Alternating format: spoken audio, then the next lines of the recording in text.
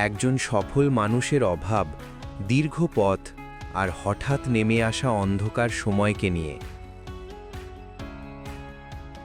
সূর্য একসময় খুব সফল মানুষ ছিল।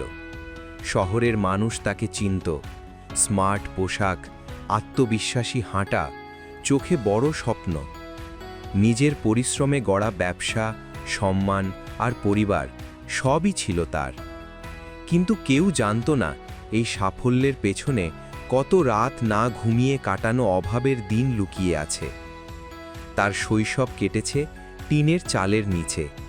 বৃষ্টির শব্দে ঘুম ভেঙে যেত, ক্ষুধার শব্দে দিন কাটত।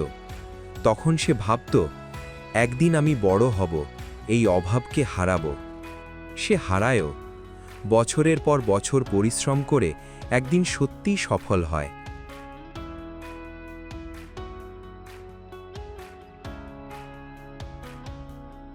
কিন্তু সময় বড় নিষ্ঠুর।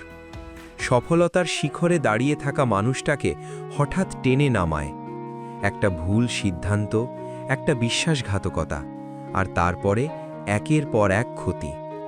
ব্যবসা বন্ধ হয়ে যায়, বন্ধুদের ফোন আর আসে না, আত্মীয়রা মুখ ফিরিয়ে নেয়। যে মানুষ একসময় অন্যদের সাহায্য করত, আজ সে নিজেই সাহায্যের দরজায় দাঁড়ায়। অভাব আবার ফিরে আসে, কিন্তু এবার সেটা আরও ভয়ঙ্কর। কারণ এবার তার সঙ্গে যোগ হয় লজ্জা, হতাশা আর নিজেকে হারিয়ে ফেলার যন্ত্রণা।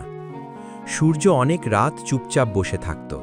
মনে হতো, আমি কি সব হারিয়ে ফেলেছি? কিন্তু অভাব তাকে একটা জিনিস শিখিয়েছিল, হার মানতে নেই। সে আবার ছোট থেকে শুরু করে। কেউ হাত বাড়ায় না, তবু সে নিজের হাত নিজেই ধরে। ধীরে ধীরে, খুব ধীরে আবার দাঁড়ায়।